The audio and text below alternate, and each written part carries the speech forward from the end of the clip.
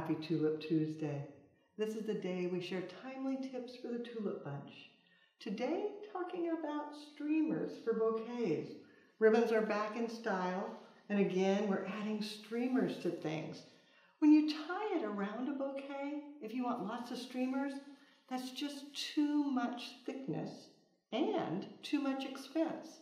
The easier way, cut all your streamers, decide what you want, number 3, number 9, number 16, various textures. Stack them up. Then using a stapler, connect them. Then next, take one more piece of ribbon, tie it in a shoestring knot, just like you would tying your shoe. Then bring that over and lash it together around the streamers. Pull it taut, knot it again, and then use these ends to tie around your bouquet.